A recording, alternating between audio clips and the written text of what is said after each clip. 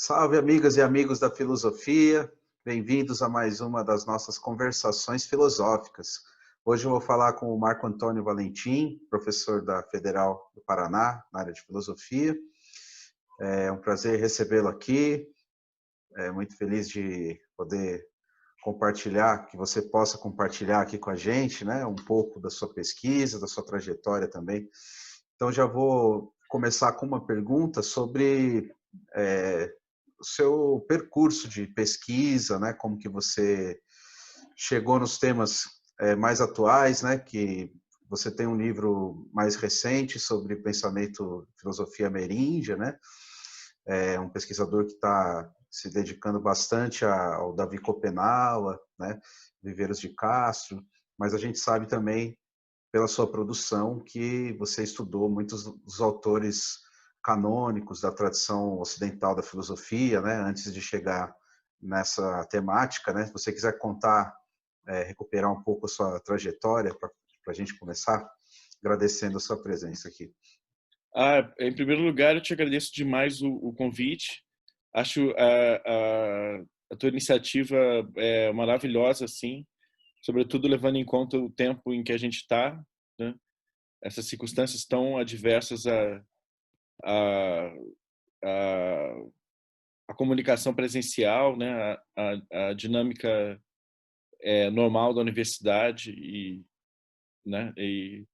Bem, então começando com essa questão que você me fez, é, bem, ah, eu, eu acho que eu não poderia ser mais preciso quanto a isso, em relação à entrevista que você e mais alguns colegas fizeram comigo por escrito, que está publicada na revista Ipseitas da UFSCar, né?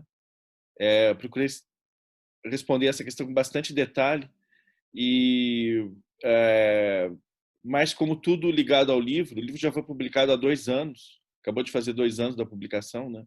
O Extramundanidade sobre a Natureza, Ensaios de Ontologia em Fundamental, pela editora Cultura e Barbárie, lá de Floripa. Aliás, a quem eu gostaria de agradecer demais, assim, acho que eu nunca fiz isso publicamente, mas queria agradecer demais a Marina Moros e ao Fernando Scheib, que foram os editores, e que tem, enfim, um trabalho heróico, assim, de edição, enfim, e muito caprichoso. E aí eu queria dizer que, assim, que a percepção sobre o livro e o percurso que levou o livro vai mudando com o tempo, né? Hoje em dia eu tenho um certo afastamento em relação ao livro, não um afastamento de ordem crítica, mas assim, é porque hoje eu me vejo mais como leitor do que como autor. E aí, como leitor, eu não tenho o livro todo na cabeça, assim, né? E, e eu acho que é uma coisa assim, foi o primeiro livro que eu publiquei, então, quando você publica um livro, você entrega para os outros, né? Ele não é mais seu, num certo sentido, né? E ele está aberto a múltiplas interpretações, a críticas, a reformulações, a equívocos, inclusive muito produtivos, né? Mas, enfim, tentando responder a tua pergunta como eu vejo hoje, né? A, Bem, minha formação universitária em filosofia, levando em conta graduação, mestrado e doutorado, né? É basicamente uma formação bastante canônica, né? Focada em história da filosofia, né?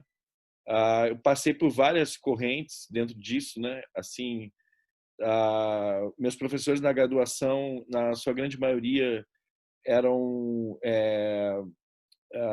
haviam se formado no departamento de filosofia da USP.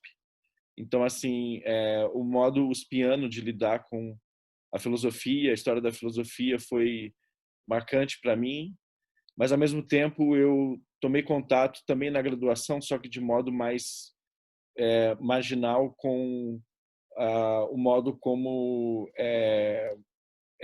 o pessoal do Rio de Janeiro, da UFRJ, sobretudo o círculo heideggeriano lá, lidava com filosofia, e também com a história da filosofia. Depois, eu, já como professor aqui na UFPR, eu enveredei brevemente, pelo menos pratiquei brevemente uma história da filosofia de modo mais analítico conceitual, né? E com isso, assim, os autores com que eu fui trabalhando foram mudando, né? Na graduação estudei muito Merleau-Ponty, Hegel, Heidegger, no final Platão, fiz meu mestrado em Platão, depois fiz meu doutorado em Descartes e Heidegger, e depois disso, já professor na UFPR, fiquei estudando muito Descartes, Kant, enfim, né? Até que chegou um momento em que esses estudos, por razões muito pessoais, se esgotaram para mim, assim. Não que eu tenha esgotado os estudos, né? Mas assim, foi uma espécie de esgotamento pessoal, e eu vi que eu precisava. Isso foi uma coisa muito intuitiva, ou mesmo instintiva, assim, que eu precisava urgente mudar a minha relação com a filosofia, senão eu não ia continuar fazendo o que eu estava fazendo, né? E é, uma condição fundamental para isso era eu me haver, é,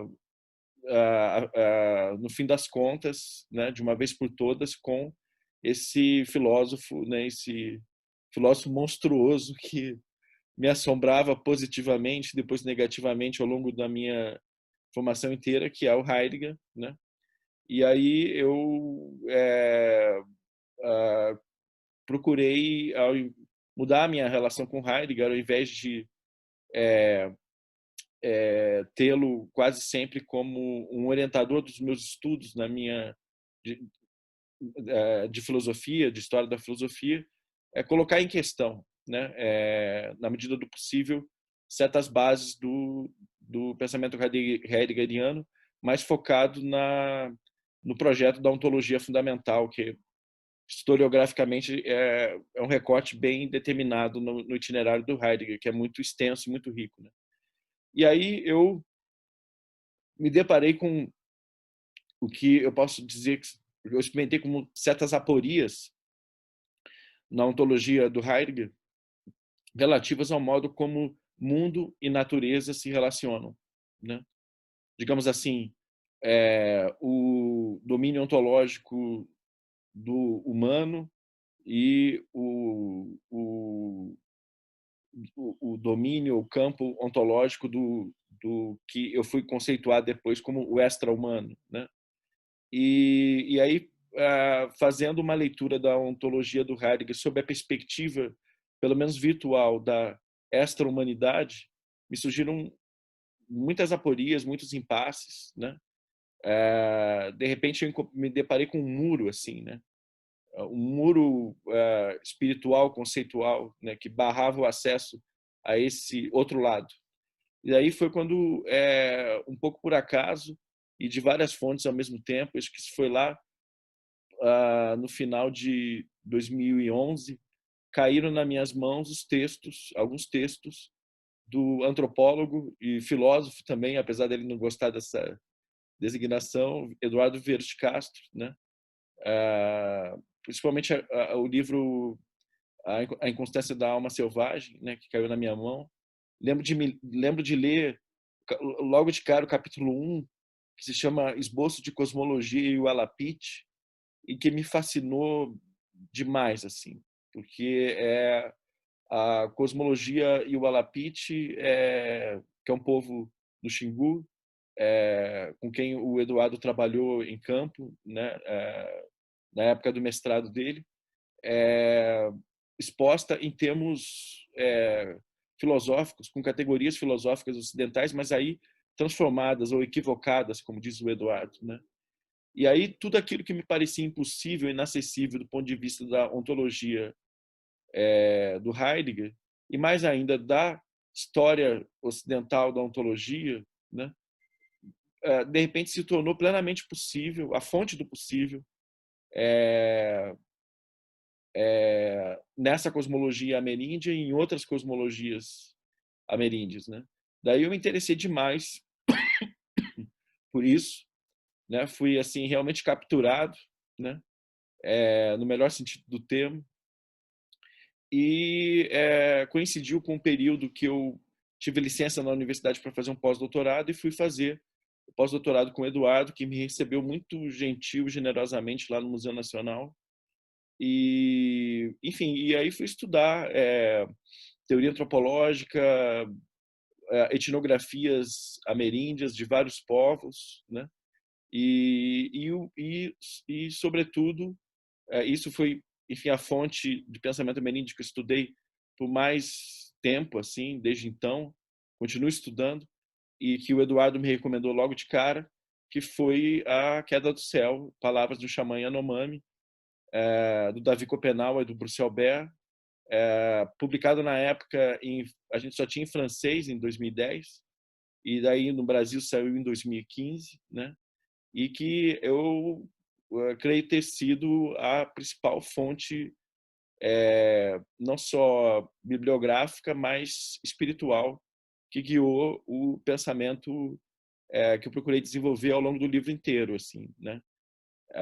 O processo de escrita do livro, que não foi de todo consciente, assim, que eu estava escrevendo um livro, ele começa, sei lá, em 2012 mais ou menos, né?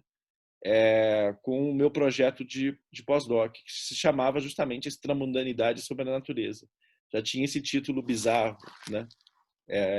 E aí, enfim, de lá para cá eu fui me aprofundando nisso, fui escrevendo textos, ensaios independentes, e lá por 2014 eu comecei a amadurecer a ideia de um livro, porque eu vi que havia uma progressão interessante entre esses ensaios, né? Me veio a ideia de um livro em que cujo núcleo principal não seria uma tese, um conjunto de teses filosóficas, mas um percurso, né? Assim, um percurso de transformação, né?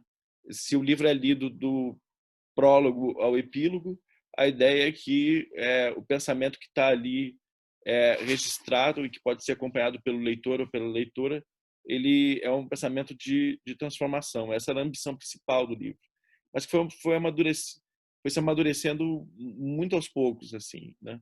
Só tive a convicção da publicação lá para 2017, quando eu estava prestes a iniciar um segundo pós-doutorado, dessa vez sob a supervisão da Débora Danowski, lá da PUC do Rio, e que é pioneira de estudos de filosofia e questão ambiental no Brasil, porque assim o livro culmina com uma, quer dizer, ele já manifesta essa preocupação desde o início, né?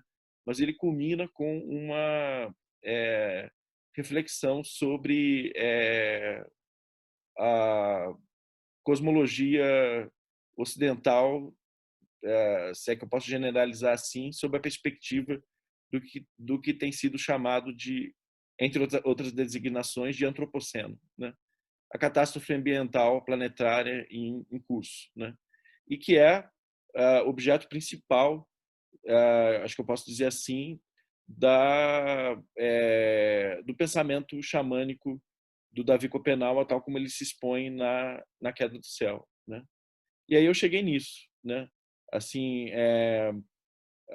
em termos bem abstratos, eu poderia dizer que foi da ontologia à cosmologia através de alguns mediadores, né?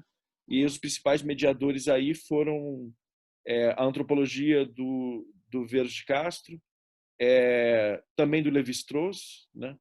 Mas sobretudo do Vieira de Castro, porque eu, enfim, embora venha estudando Lévi-Strauss aos poucos ao longo desses anos, ainda estou longe de realizar, essa é uma coisa que eu quero fazer muito ainda, uma leitura profunda das mitológicas e outro mediador principal, se é que eu posso dizer que acho que é meio redutivo se me referir a essa obra como mediador, né? Que é o pensamento xamânico do Davi Copenau, né? Então, desde então, eu estou envolvido agora com questões de cosmologia. Né? O livro termina com o epílogo do livro não é bem uma conclusão, ele é mais uma promessa, assim, né? Uma série de apostas e de questões que são lançadas para frente ali, e essas questões desde então meio automaticamente assim eu vim procurando desdobrar desde 2018 em duas frentes. Uma frente que eu chamei, não sei se estou falando demais, uma frente que eu chamei de Não, estudos de xenologia, pode continuar. uma frente que eu chamei de estudos de xenologia, que é uma espécie de substituto da antropologia, né? Porque o livro comporta uma crítica da abordagem especificamente antropológica isso não só no sentido da disciplina da antropologia, mas sobretudo no sentido da antropologia dita filosófica, né? Em que a forma do antropos é substituída pela forma do xenos, né? Do estranho, do estrangeiro, né? A ideia básica dessa frente de estudos de xenologia é a ideia de que a humanidade, essa é uma ideia derivada do livro, não está dita ali assim, mas é derivada do livro, de que o que a gente chama de humanidade, sobretudo no sentido ocidental do termo, é uma espécie de grau zero da estrangeiridade extra-humana, né? Ser humano é um modo de ser extra-humano, por mais paradoxal que seja essa formulação. E a outra frente de estudos, que eu chamei de antropologia, me inspirando em Lévi-Strauss, que no final de Tristes Trópicos sugere que o que a gente chama de antropologia deveria ser melhor designado por antropologia, porque a humanidade, pelo menos no sentido ocidental do termo, não é senão uma gigantesca máquina de produção de entropia e que caminha no sentido de acelerar a desintegração do cosmos, né? E aí eu, enfim, assim, essa ideia do Lévi-Strauss, ela me parecia me corresponder muito a certos aspectos do diagnóstico da catástrofe ambiental pelo Davi Copenau, né? Há ali na Queda do Céu um pensamento sobre o que ocidentalmente a gente chamaria de entropia, de manejo da entropia, né? E aí, enfim, eu tenho tido que estudar física, biologia, termodinâmica, ecologia, enfim, um dos resultados do livro foi que já estava em processo ali no livro, foi essa diluição. Lévi-Strauss fala que no pensamento selvagem que o propósito da filosofia, da antropologia é dissolver o homem, né? O que é uma coisa genial, né? Assim, e tá lá no último capítulo do pensamento selvagem. E aí, de repente, eu me vi, né, no meio disso, assim, em relação à filosofia, né? Dissolver a filosofia, não eliminar a filosofia, pelo contrário, mas articular a filosofia, estabelecendo relações horizontais da filosofia com esses outros saberes, né? E assim, eu não sei o que vai resultar desses estudos. Eu tenho publicado alguns textos, mas alguns ensaios assim muito incipientes, tímidos até. Mas tenho dado cursos desde então, desde 2018, sobre essas disciplinas especulativas, imaginárias, de xenologia e antropologia, né? E tem bastante material reunido em termos escritos, mas tudo precisa ser revisado, reescrito, reorganizado, enfim. Então, eu estou nesse ponto, né? E agora, de repente, desde o final de 2019, a gente se vê, sabe, assim, é fácil, é relativamente fácil pensar em todas aquelas coisas enquanto elas não estão acontecendo diretamente com a gente, né? Embora esteja acontecendo direta e terrivelmente com os outros, né? Os outros que são a fonte, certos outros que foram a fonte, uma fonte imprescindível de pensamento para mim, né? E aí, de repente, a gente se vê no meio de uma pandemia, né? E, e o que é assim para mim foi tipo cair na real em relação àquilo que eu vinha é, aquilo com que eu vinha me relacionando em termos filosóficos especulativos, né? E inclusive assim, desculpa estar falando demais, mas uma última coisa em relação a essa pergunta. A Queda do Céu é, entre outras coisas, um tratado de epidemiologia xamânica que, se considerado em vista do que está acontecendo atualmente, ajuda a entender, a começar a entender muita coisa, sabe? Então, eu me vejo numa situação atual assim de ter que colocar em perspectiva todo esse itinerário do livro e posterior ao livro, ter que colocar tudo isso em perspectiva do que está acontecendo, né? Por isso me vejo atualmente numa situação meio de, bem, ando muito quieto, né? Assim, procurando ler sobre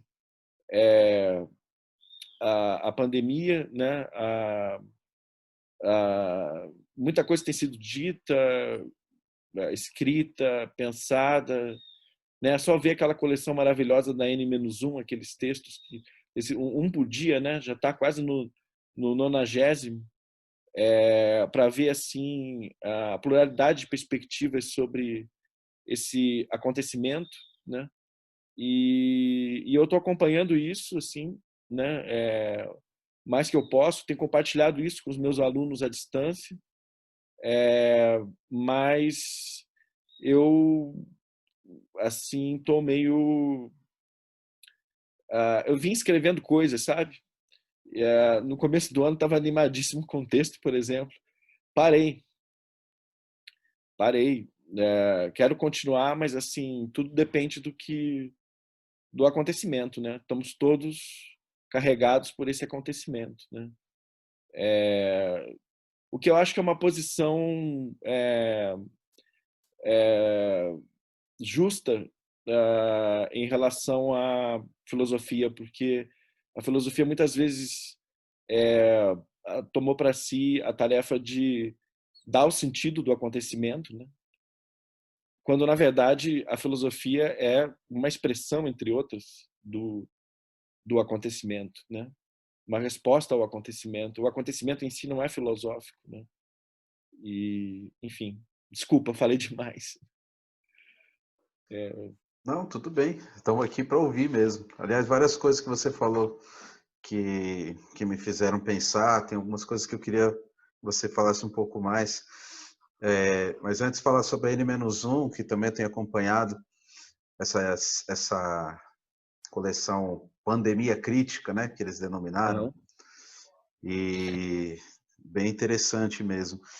E sobre a entrevista que nós fizemos, né, também vou deixar na descrição aqui do vídeo, né, para quem estiver assistindo depois, vale bastante a pena ler aquela entrevista, tem muitas coisas ali que você fala que são importantes.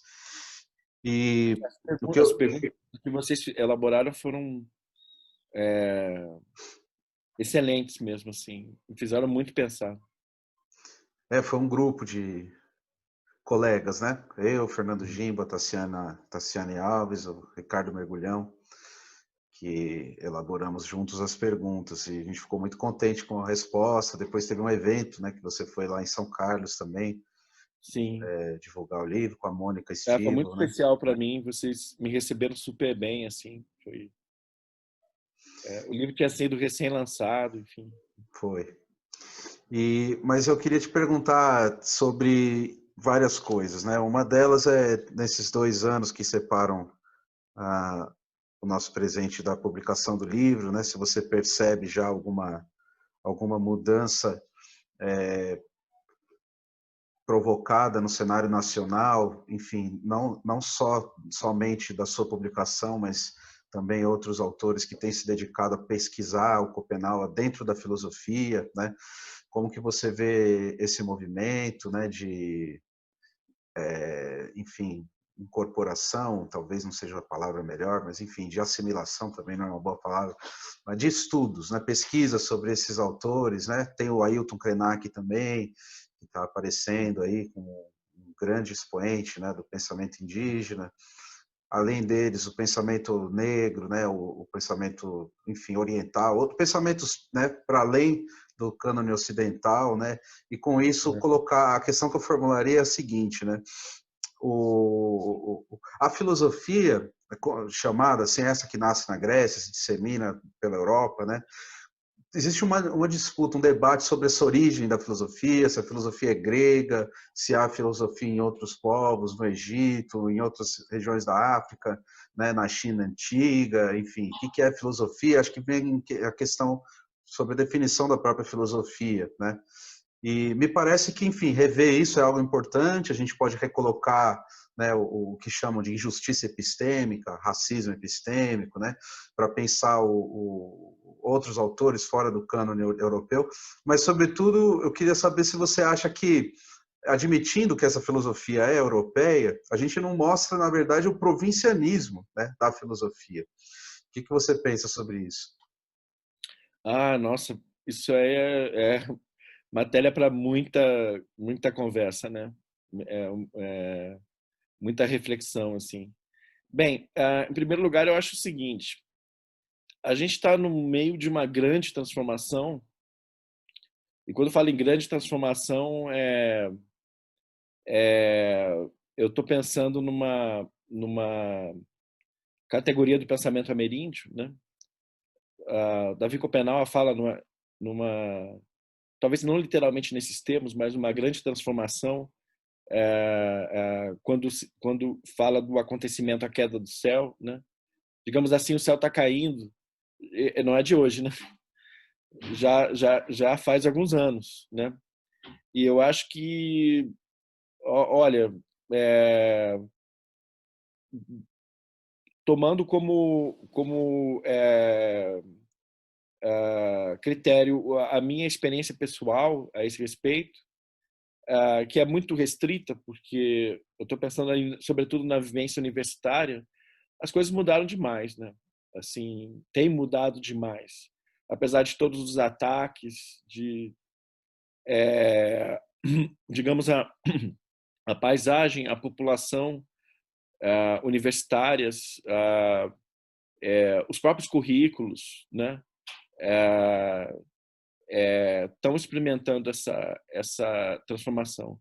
E a filosofia, eu acho que tem sido uma das disciplinas universitárias mais refratárias a essa transformação até mais recentemente, né? E com a emergência dessas vozes, dessas múltiplas vozes, né? Indígenas, negras, as vozes das mulheres, das pessoas trans, e eu acho que essas pessoas todas, o pensamento que essas pessoas representam, ele inevitavelmente vai ser o protagonista na noosfera, digamos assim, inclusive já tem sido, né? Inclusive universitária. E isso é inevitável. Eu acho que o melhor que a gente tem a fazer é colaborar com isso ao máximo, assim. E a primeira coisa a fazer é escutar e aprender, né? E assim, eu acho que a ideia do cânone filosófico, ela tal como a gente foi formada nela, ela faliu mesmo, né? Assim, é uma questão de se ajustar a esse fato, assim, né?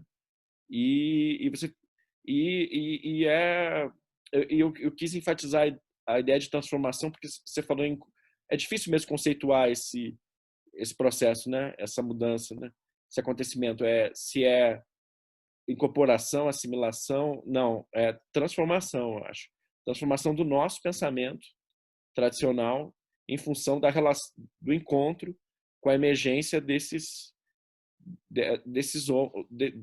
outros pensamentos, né?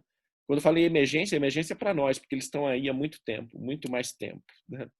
Assim, Davi Copenau, por exemplo, é uma das coisas que mais me encanta na Queda do Céu, tem uma memória, a memória cosmológica é quase imemorial, né? É uma coisa assim é uma história de, né? Os povos indígenas são ditos povos sem história, né? Inclusive ficaram marcados pela própria antropologia, assim. Mas assim, a consciência histórica, por exemplo, de um pensador como Davi Copenau ou de um grandíssimo pensador como Ailton Krenak, que você mencionou e eu esqueci de mencionar, e enfim, é a voz que eu tenho mais ouvido nesse momento, sabe? Nesse momento assim crítico que a gente está experimentando.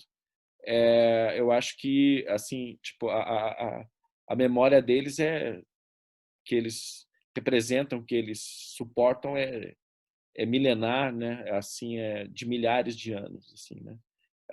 É uma memória histórica muito mais ampla do que abrangida pela história da filosofia canônica, né? E o mesmo vale para outros povos, né?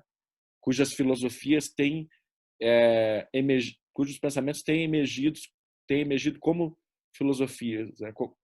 Conquistado com pleno direito vou falar um pouco em termos que eu não gosto muito, mas enfim, conquistado de pleno direito à cidadania filosófica, né? Digamos assim, e eu acho que isso não está em desacordo com recusar a importância do pensamento grego, por exemplo, porque os gregos estavam muito mais misturados com outras tradições do que os modernos, por exemplo, né? Assim, então, eu acho que isso assim, se ajustar a essa grande transformação do horizonte filosófico, né? Eu acho que permite uma revalorização,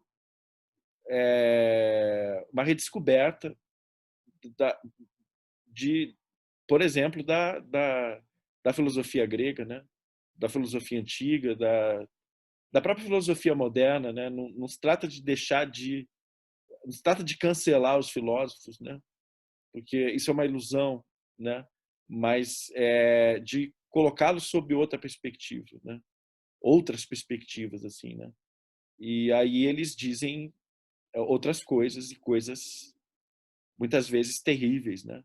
E que é preciso reconhecer e é preciso aceitar no sentido de reconhecer o quão terrível é isso, né? O, o, o quanto o pensamento filosófico, apesar de tão celebrado, conspirou com catástrofes etno-ecocidas, né? Com cosmocídios, como diz o Jean-Christophe Godard, ao longo da história, né? E, isso também é reconhecer a força do pensamento, né? O quão fundamental é o espírito, digamos assim, na relação com o seu ambiente cósmico mais amplo, humano, extra-humano, né?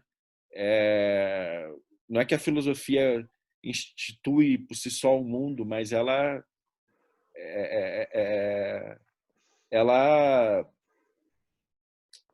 como a magia, influencia nas coisas, né? E assim como é influenciada por elas, né?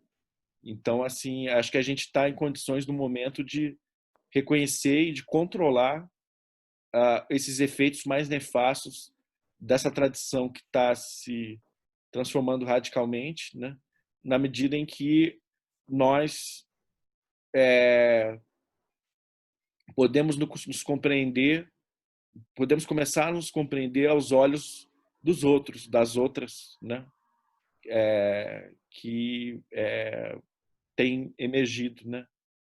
Cada vez mais intensamente e extensamente, assim. Não sei se respondo a tua pergunta. Não, é uma questão, eu queria saber como você pensa, mas é claro que isso é uma questão gigantesca, né? Não tem como a gente resolver isso numa entrevista, mas, enfim, eu... A mudança ainda está em curso, né? Assim, Uhum, tipo, é, é, eu queria ver, por exemplo, o currículo do curso de filosofia em que eu dou aula totalmente alterado, entendeu? De acordo com uhum, essas mudanças. Isso vai demorar sim. ainda para acontecer. Inclusive é Mas uma isso não questão é mais, legal, né? Tem uma lei que é a Lei 10.639, sim, né? que nunca foi rigorosamente cumprida, né? Sim.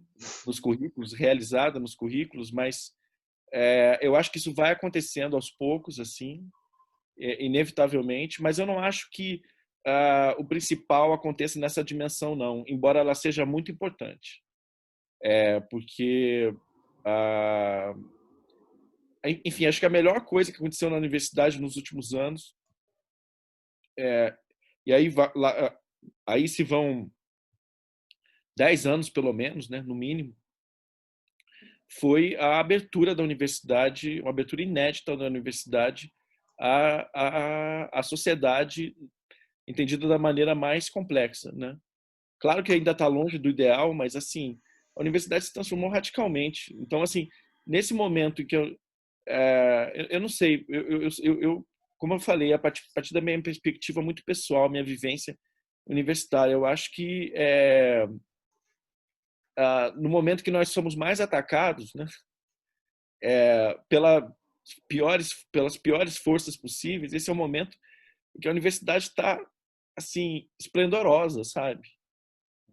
Sobre certos aspectos, assim. Claro, tem muito que melhorar, mas pensando em humanidades, sabe? Puxa vida, acho que as humanidades nunca tiveram tão ricas, sabe? Uhum. Ricas no sentido espiritual, né? Porque assim também a, a, a pauperização dos nossos estudos né, violenta, ela está ocorrendo, né? Assim, então é uma situação meio paradoxal, mas eu acho que sabe, sei lá, quem foi que disse que no momento de maior perigo é que é, uma centelha dispara, né? Uhum. Então eu acho que isso que eu Sim. experimento isso lá, sabe? Junto aos meus alunos, sobretudo junto aos alunos, às alunas, né? E é uma metamorfose em vários sentidos, né? Eu falei, enfatizei muito aqui a dimensão acadêmica ou espiritual, mas ela é cultural, ela é libidinal, ela é social, ela enfim, eu celebro esse aspecto da grande transformação, né?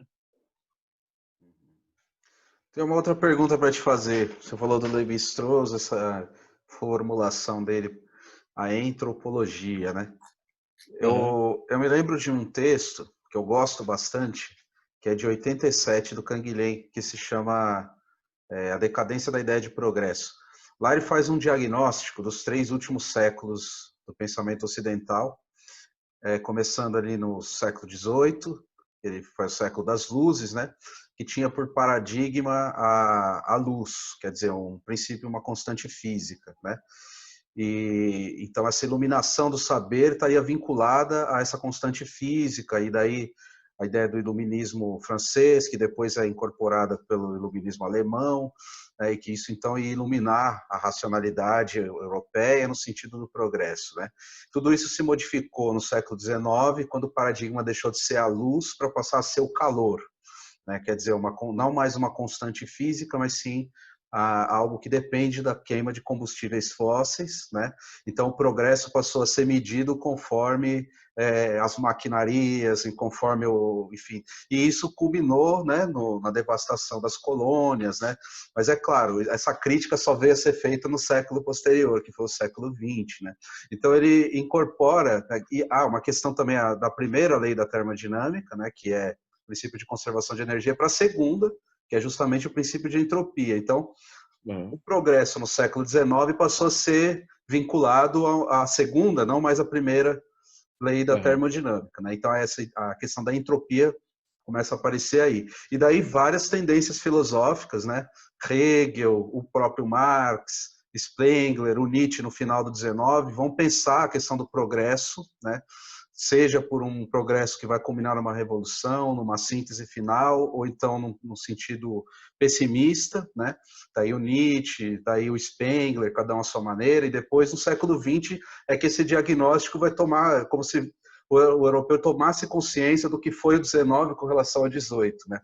É o texto do Uhum. Canguilhem. E daí entra o Lévi-Strauss, né? Ele faz um diálogo ali com o Lévi-Strauss, retoma aquela discussão do Lévi-Strauss com o Sartre, né? A questão do prático inerte, que o Lévi-Strauss teria eliminado a dialética, e enfim, tem toda uma discussão aí para pensar, né, essa questão do progresso, da dialética e tudo. Mas ele toma o partido do Lévi-Strauss, né, e no final ele faz um diagnóstico ali sobre, e usa o Freud também, né, a psicanálise também seria uma prática de pensar a resistência à entropia, né, a pulsão de morte, que é no linguajar da psicanálise, seria a entropia também, né? E daí ele pensa todas essas questões para reconfigurar uma espécie de grande teoria, né, do que foi o pensamento. É um texto tardio do Canguilhem, né, uma espécie de testamento filosófico dele, e ele termina nessa questão da entropia. E ele retoma uma formulação do Lévi-Strauss que eu acho muito interessante, que é o paradoxo do civilizado, né? Que é no momento em que o europeu devastou todos os outros povos, é que ele passa a se interessar pela cultura dos outros povos e passa a se interessar pelos saberes que ele está destruindo, né? Na medida em que ele está acelerando a destruição desses povos e junto com a cultura que eles construíram, né? Ou enfim, com as ontologias que eles construíram, né? E daí eu penso que o século XXI, né? Quando a gente é obrigado a pensar o antropoceno, né? Tomando uma outra formulação agora do Bruno Latour, a gente viveria num momento, né, em que essa condição precária do indígena se universalizou, né? Então agora o próprio europeu está ameaçado, né? E isso é muito visível, coisa que no 19 e no 20 ele não via assim, né? A sua própria ameaça, ele achava que a ameaça era só dos outros povos, mas agora é bastante evidente, né? E a pandemia mostra isso, que o antropoceno é a condição de morte, né? De toda a existência na Terra, né? Inclusive daqueles que se viam desde, né, de toda a tradição ocidental como a razão, né? Aquele que, enfim, o homem branco europeu que constrói a razão, que progride, né? Então, assim, o progresso agora foi completamente desmontado. E daí vem alguns autores, né? Walter Benjamin, o Levi-Strauss, que vão pensar, né, o freio, né, a revolução como freio, enfim, o que fazer com relação a isso. E eu acho que há um encontro, né? A gente está tentando buscar, nós que estamos aí, e talvez o Brasil seja um lugar privilegiado para isso, que estamos no encontro, na confluência, né, da exploração capitalista com a maíz colônia, né, e o pensamento indígena, pensamento africano, o pensamento europeu, e também todos os outros imigrantes que vieram para cá durante o século XX, né? E daí a gente tem, enfim, essa possibilidade de oferecer, talvez, se for possível, uma reconciliação disso, um novo caminho, né, para o pensamento, né, para o pensamento humano, né? Não sei o que você acha dessa longa digressão que eu fiz, né? Mas Uhum. pensar o que a gente pode contribuir, né, com isso tudo que está acontecendo. Nossa, acho que essa é uma questão maravilhosa, abissal, que você colocou aí. Primeiro, eu queria te perguntar, assim, Canguilhem é uma lacuna lamentável na minha formação, assim. Qual que é o texto? Eu queria saber. É um texto chamado A Decadência da Ideia de Progresso, que ele A publicou em decadência. 87 na Revista de Metafísica e Moral, que eu traduzi na minha tese lá. Eu até Que legal. perguntei pro editor das obras completas do Canguilhem, que é da editora Vran, né, lá na França, se eu poderia publicar esse texto esparso. E eles falaram que não, porque eles são uma editora comercial, então só, enfim, não deixaram, mas está na tese, depois se alguém quiser pegar, você pode dar uma olhada lá também. Tá na tua tese. Tá, no final eu traduzi esse Vou texto. atrás disso. Se você puder me mandar depois, Mando, com certeza, mando eu sim. tenho muito interesse nisso, assim, né?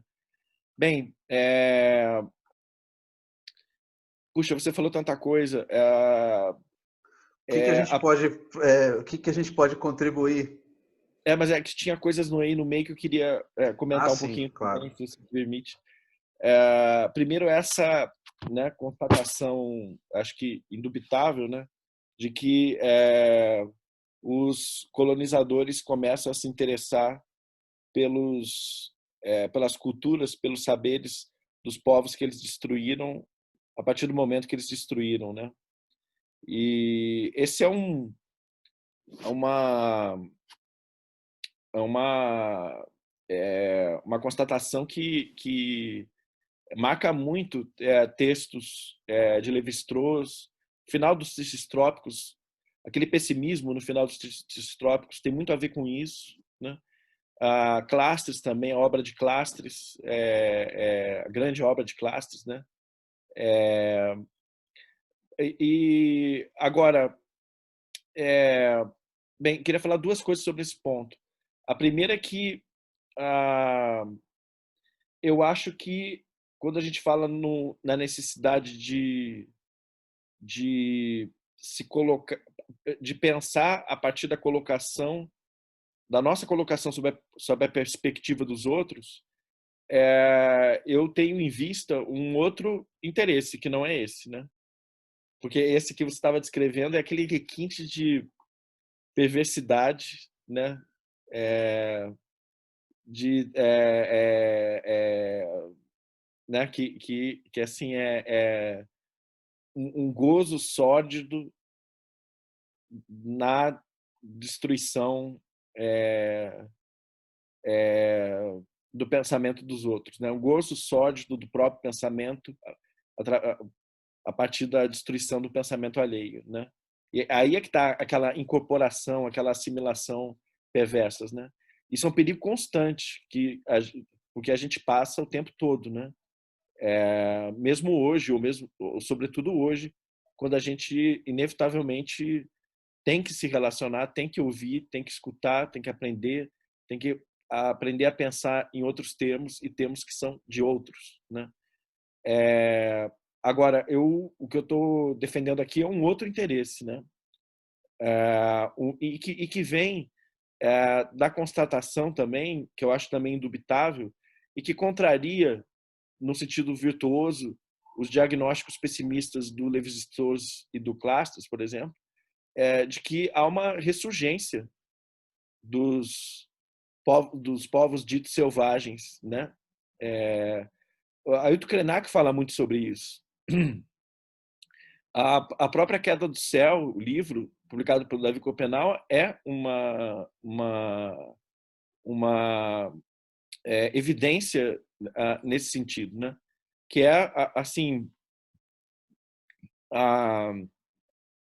muitos povos desapareceram, foram extintos, exterminados, mas muitos continuam aí, somam a população indígena no planeta, se estima alguma coisa entre 350 e 400 milhões de pessoas, muito dedicadas ao cultivo, não simplesmente à preservação, mas ao cultivo das suas tradições, né? Tradições sempre em transformação, elas não são estáticas, né? E isso vem se constituindo como uma onda que nos que se enfim, que se abate sobre o nosso mundo colonizador e colonizado, né? Então, aí vai uma diferença importante entre a assimilação do pensamento do outro e a transformação do próprio pensamento em função do pensamento do outro, né? E, e assim, quando você falou do Brasil, eu me lembrei de uma formulação, eu não sei se é exatamente essa, posso estar citando mal, da Débora e do Eduardo, se referindo ao Brasil como a faixa de Gaia do planeta, né? Me lembro também da procuradora do Ministério Público do Pará, a Thaís Santi, que eu tive o prazer de conhecer aqui em Curitiba, e que é uma guerreira há anos já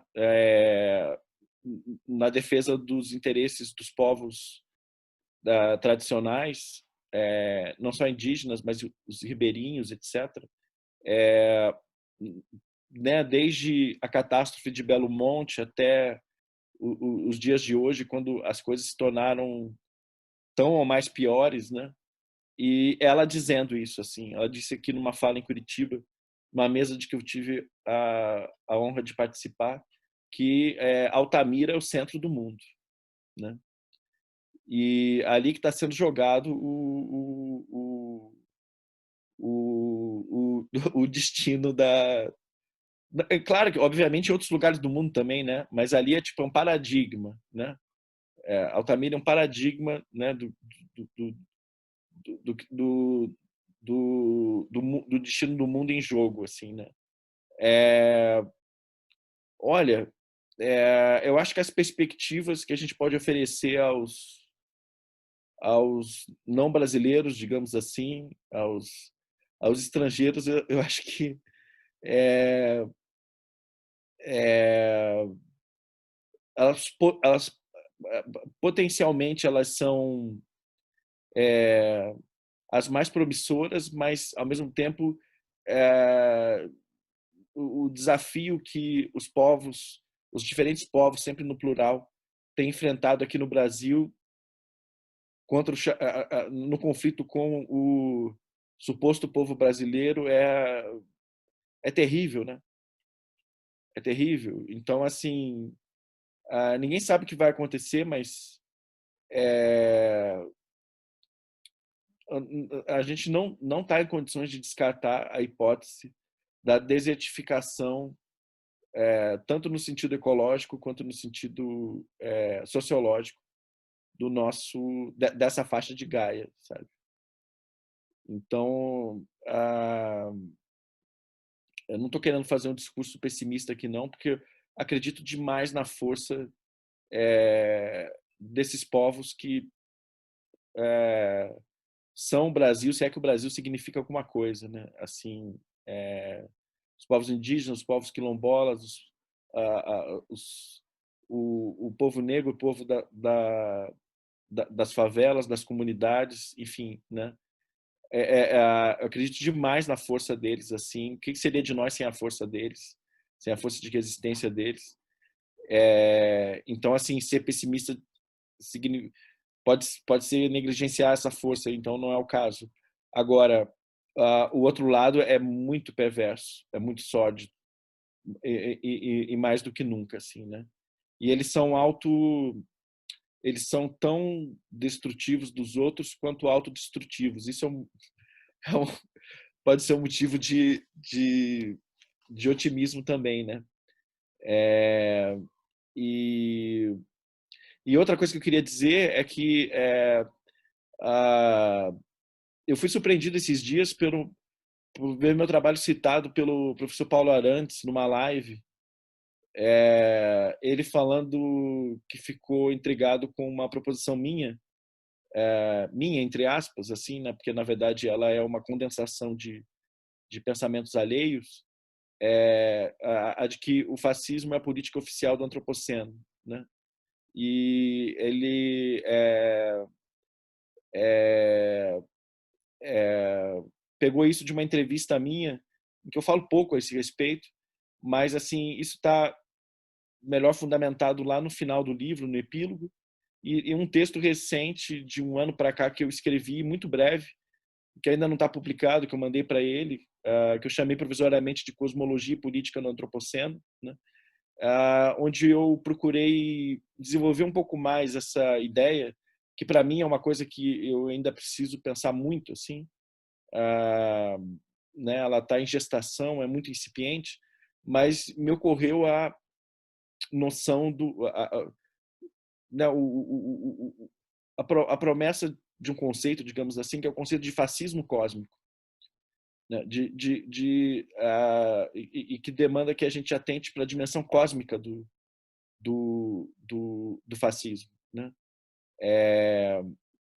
E porque assim, se o fascismo é a política oficial do antropoceno, e se o antropoceno é um regime de a destruição do planeta, implicando a própria destruição da espécie humana, a espécie destruidora, né? Quer dizer, não a espécie como um todo, mas assim os seus representantes mais pérfidos. Então a gente pode falar de uma dimensão cósmica do fascismo, né? E a conexão entre política e cosmologia aí e é isso que eu gostaria de dizer para o professor Paulo, é que eu procurei elaborar em termos os mediadores aí, a conexão que eu procurei fazer ali no final do livro entre metafísica e termodinâmica, entre espírito e calor, né? Que não dá para dissociar uma coisa da outra, né?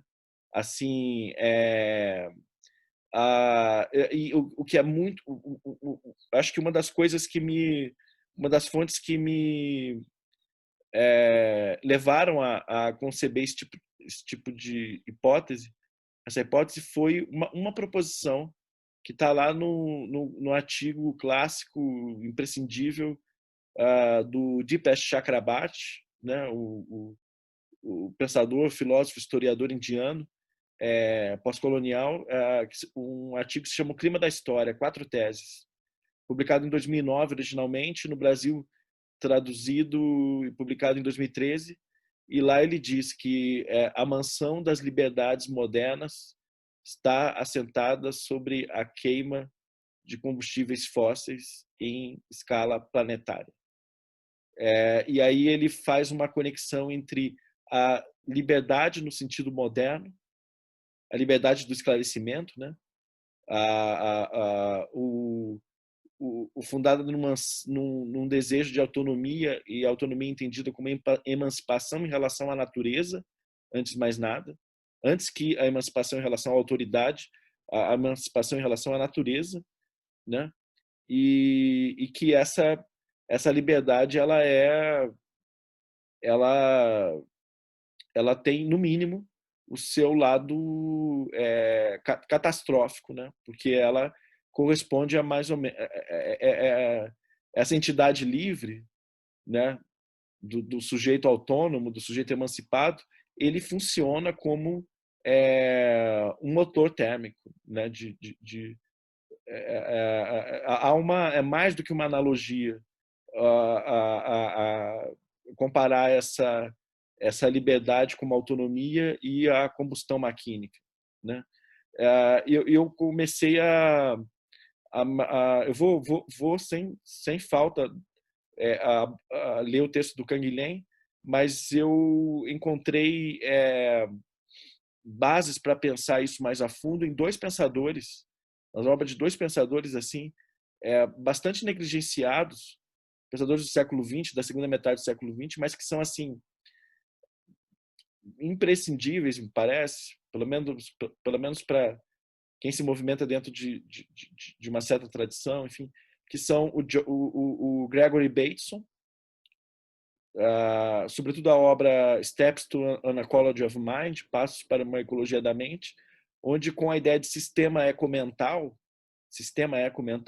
o Bateson mostra como a relação entre mente e ambiente ela é intrínseca e imediata, né? E constrói todo um aparato conceitual para dar conta disso. E outro pensador é o Georgescu Högen, autor esqueci o nome da grande obra dele, a entropia e o processo econômico, se eu não me engano, mas que a gente tem traduzido no Brasil aqui um volume que é uma coletânea de ensaios dele que foi chamado de O Decrescimento. Subtítulo é Ecologia, Entropia e Economia, né? E ele tem a ideia da bioeconomia. E ele narra essa história que você narrou em termos assim de... Ele fala em 3 paradigmas, no Prometeu 1, Prometeu 2 e Prometeu 3, que são 3 modos de administração e manejo do fogo pela humanidade, né? E ele avalia isso economicamente. E o Prometeu 2, que é o Prometeu da termodinâmica do século XIX, né? Ele entende como sendo a física do valor econômico. Veja só, a física do valor econômico, né? E ele mostra como, cosmologicamente, isso um economista, hein? Pensando, né? Cosmologicamente, Prometeu 2 é, é, vou usar aquela categoria, o Prometeu 2 configura o fascismo cósmico, né? Porque preteriu a energia solar em benefício em prol da exploração da energia terrestre armazenada em combustíveis fósseis, né? E Isso, aí, isso é a tese do Batalha já, né? Lá na economia do dispêndio, né? A parte maldita. eu não sei se em termos, assim, eu só conheço de orelhada o Bataille. Eu não sei se a ênfase na termodinâmica é tão forte assim, mas no Georgescu né? E, e aí, enfim,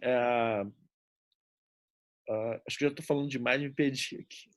Não, tudo bem, é porque eu lembrei do Batalha, porque lá na parte maldita ele fala justamente isso, que a questão é que a economia ela nasce do Sol, né, o astro solar, que manda energia para a Terra sem que haja uma devolução dessa energia. É uma crítica à ideia do Marcel Mauss, né, de uma troca, enfim, que haveria um equilíbrio de base. Para o Batalha, o que há na base é o dispêndio, né, absoluto, e aí ele liga isso com as economias da dádiva primitivas, né, que estavam mais relacionadas com a divindade solar, e por isso também tinha uma ideia de sacrifício, né, uma ideia de erotismo como decomposição do corpo e tudo mais, e que a nossa sociedade ela foi, enfim, ela foi domesticando isso, civilizando isso, né, e construiu a economia de mercado com base nisso, mas que na verdade a economia de mercado nada mais é do que o acúmulo dessa economia da dádiva, que na época dele e hoje mais ainda assumia proporções de dissolução do planeta. Né? Ele está pensando ali na Guerra Fria, né, e nas duas potências de corrida armamentista da época, né, que estavam num nível de acúmulo da energia solar que já era suficiente para destruir a Terra, né? E depois da dissolução da União Soviética, isso parece ter se disseminado, né, para todo o globo, né, esse acúmulo de energia térmica, e também a pandemia tem a ver com isso, eu acho, né? Sim, total. Não, não, tem tudo a ver.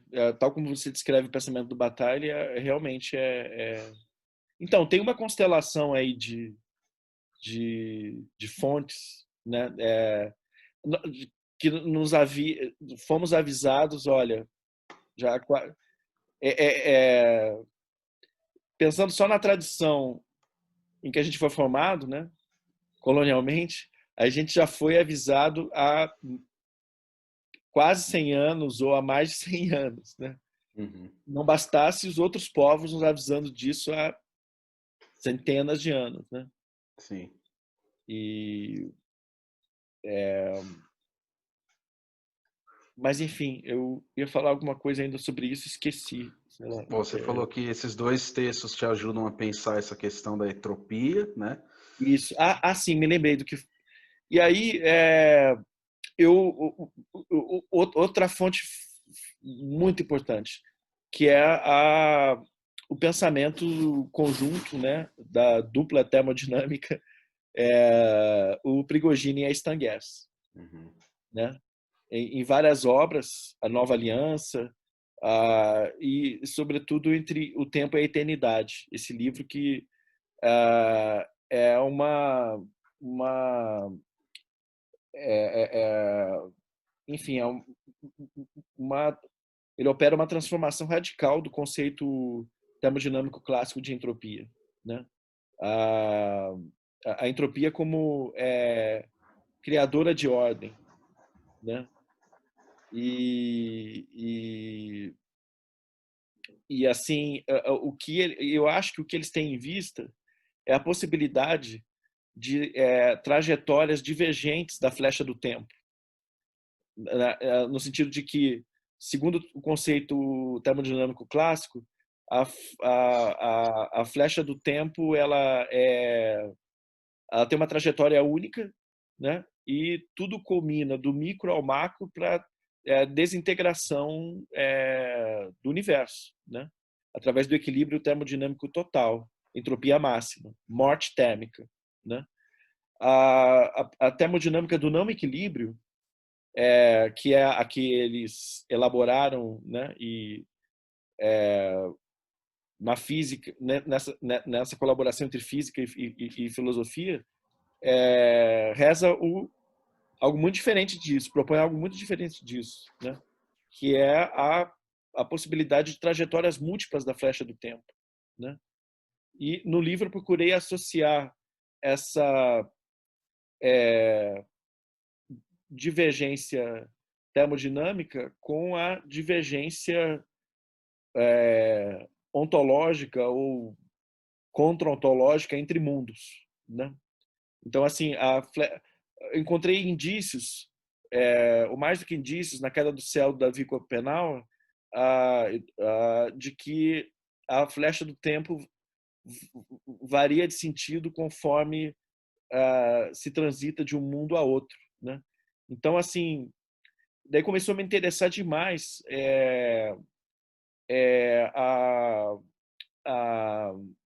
essa ideia, assim, né? E do tipo, assim, como esse conceito da entropia ele muita gente diz isso, né? Ele é enigmático, ele aí então, porque a gente tem que entender junto também o conceito cibernético de entropia, né? Então, assim, tem uma conjunção aí entre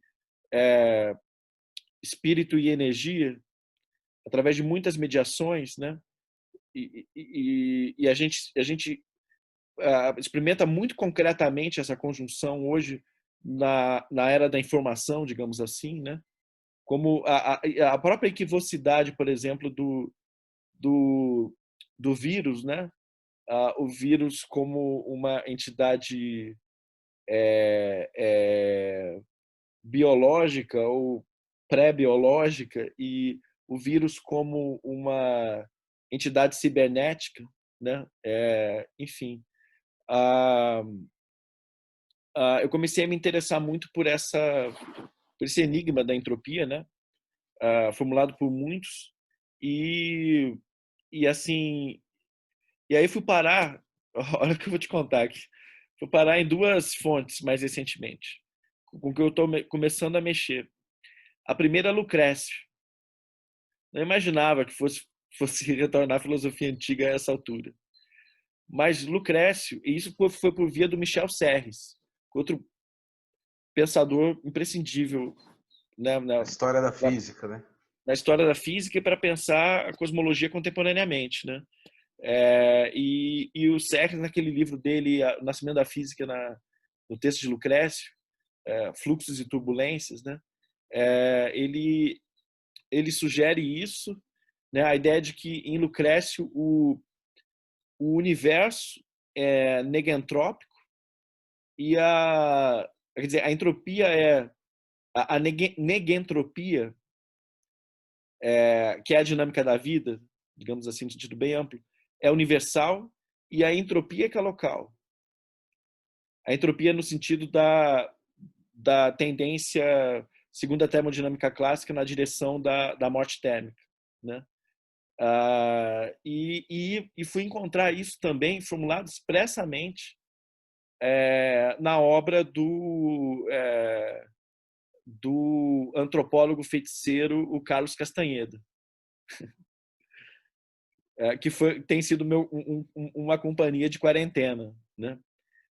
Claro que, enfim, eu tinha maior desconfiança em relação ao Castanheda, enfim, é super problemático, mas, por exemplo, quando eu fiquei sabendo que o Roy Wagner, grande antropólogo, recém-falecido, aliás, né, enfim, um pensador assim extraordinário, passou anos dando seminários sobre a obra do Castanheda, eu pensei, peraí, né? E eu fui ler, né? Também é uma grande referência ali no Mil Platôs, né? Sobretudo aquele capítulo micropolítica e segmentalidade, não sei Sim. exatamente o nome, né? Eles falam lá de algo parecido com essa questão que você coloca do fascismo cósmico ali, né? Eles Aham. ligam o Castanheda ao fascismo ali, como uma linha de fuga suicida, né? Um estado suicidário, né? E o Castanheda está presente lá também. Mas isso não é óbvio na obra do Castanheira. Pelo contrário, Já é né? uma leitura do Deleuze e Guattari ali, né? Pelo contrário. Assim, é possível ler de outro modo. Eu não estou muito preparado para falar sobre isso, mas o que eu encontrei ali é os princípios de uma cosmologia é, termodinâmico-noética que vai na contramão do fascismo cósmico. Justamente por pensar. Sim, mas seria uma forma de pensar a resistência, né, Aham.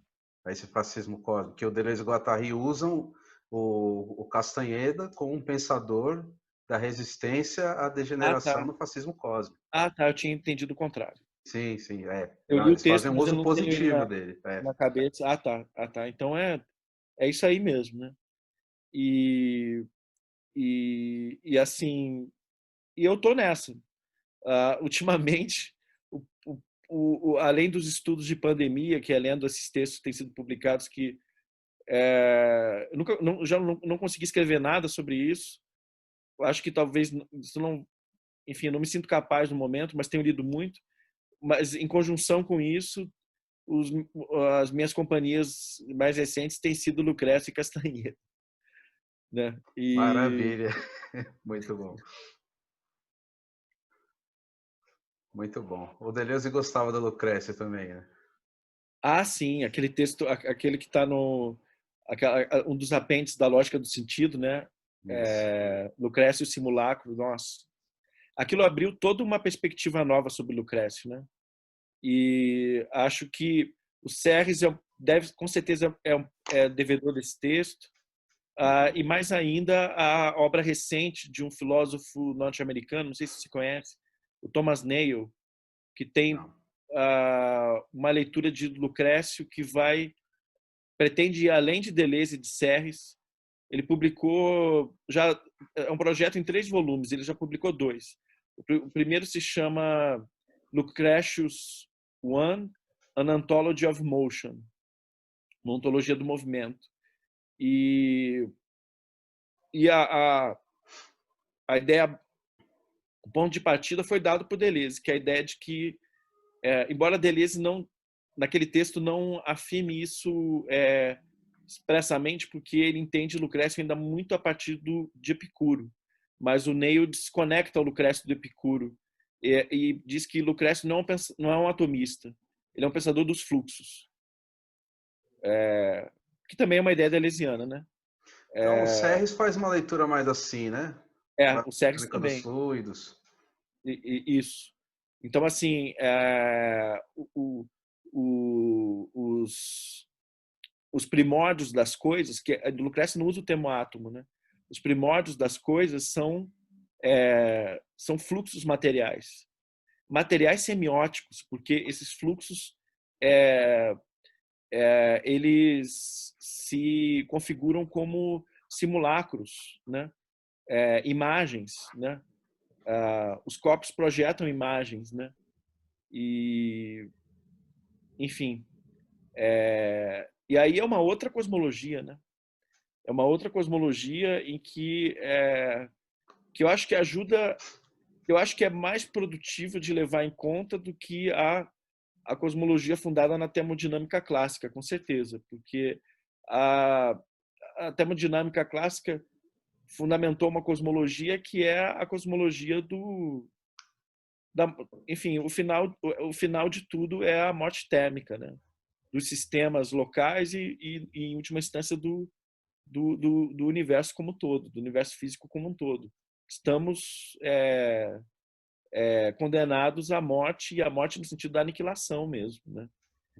Enquanto que lá em Lucrécio, por exemplo, né, para não falar do Castanheda, a gente tem justamente o contrário, parece. Né?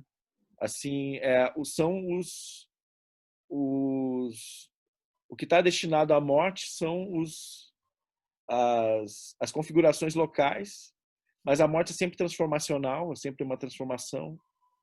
Outra ideia, aliás, uma ideia que pode ser comparada totalmente com a ideia de morte prevalecente em muitas cosmologias ameríndias, né? Morte como transformação.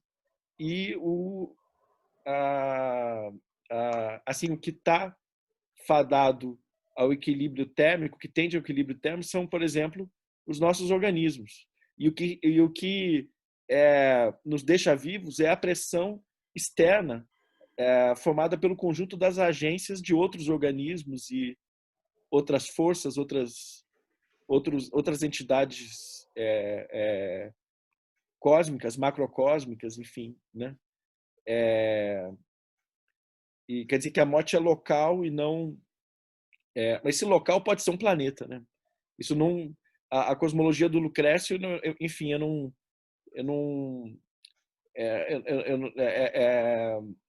a gente tem que ter cuidado para não, ao se basear nela, atenuar o diagnóstico incontestável de que a humanidade ocidental, a civilização industrial, está levando o planeta à sua morte térmica, né?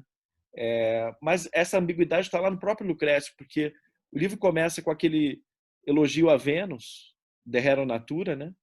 Vênus, que é enfim, a força da vida, né? E um conceito muito amplo de vida que ignora essa distinção moderna entre vida e não vida, né? Entre o orgânico e o inorgânico. E termina o livro 6 do De Hera Natura com uma narrativa da peste em Atenas, no período da Guerra do Peloponeso. Então, assim, esse seria um desafio. Era um curso que eu ia dar nesse semestre, mas que Aí veio a está peste. e aí veio a peste. E um dos objetivos era pensar qual o papel da antropia, né, da ação ambiental humana no cosmos, segundo Lucrécio, né? E assim, interessante também do que eu tenho lido sobre a pandemia. Bem, tem muita coisa, né? Eu já falei que a voz que eu mais escuto é a do Ailton Krenak, que eu acho que, enfim, ele tem que ouvir o que ele está falando, sabe? Porque, Uhum. enfim, agora, em termos de filosofia mais tradicional, digamos assim, eu destacaria o pensamento do Fabiano Dueña Romandini, filósofo argentino, que já tem uma obra extensa, e ele publicou recentemente na internet, numa plataforma que ele fundou junto com colegas do CONICET, se eu não me engano, lá da Argentina, um texto chamado A Peste e o Fim dos Tempos. Uma seção desse texto, a maior parte desse texto foi publicado em tradução na coleção Pandemia Crítica da N-1. E o Fabian retoma o Lucrécio para pensar a pandemia hoje. E uma das ideias que ele tira disso é o seguinte, é que a pandemia evidencia, como evidenciou para os gregos, que que o fundamento da polis é ecológico. Que o primeiro ato de a polis se instaura como um ecossistema. Enfim, levando isso para o nosso contexto, né? O nosso ecossistema é abrangido pelo capitalismo, ele que é o, né, são os contornos do capitalismo, o ecossistema é o capitalismo, ele enfim, ele ignora as fontes exteriores, né? Que ele mesmo coloca para fora, né? Que ele expulsa de si, né? E aí a gente tem o que a gente está vivendo hoje, né? E isso Beleza, Valentim. dizem que é só o começo. Com certeza. Bom, eu gostei muito dessa conversa. Eu vou deixar aí você dizer alguma última coisa para a gente encerrar. Ficaram muitas referências aí, depois eu vou tentar colocar na descrição aí do vídeo, pessoal enfim, facilitar o acesso, né? Vou assistir depois, anotando aí as referências, fazer um vídeo com bastante coisa aí para o pessoal poder acessar depois, que venham os comentários para a gente continuar essa conversa também. Puxa, em primeiro lugar, te agradeço demais esse espaço. Espero ter contribuído para essa série tão interessante de conversas, entrevistas que você está fazendo, assim. Assim, desculpa se eu falei demais. Eu estava com receio de falar pouco. Eu acabei falando demais. Para mim foi ótimo. Que bom, que bom. Espero que as pessoas gostem também. E, olha, se você me pediu para falar uma última coisa, o que eu tenho para falar muito breve e assim, do fundo do coração, desejar às pessoas, sobretudo as mais vulneráveis no momento, a essa sincronia catastrófica de doença e violência que a gente está vivendo, de forma muito intensa no Brasil, em especial. Desejar às pessoas que estão vivas, não a esses mortos-vivos que estão aí deflagrando a catástrofe, desejar saúde, proteção e força. Muita força. É o que eu desejo também. E agradeço muito aí a sua contribuição. Vou encerrando aqui essa entrevista. O pessoal que assistiu também agradeço. Comentem o vídeo, né, para a gente interagir. Fiquem ligados nas próximas conversações filosóficas.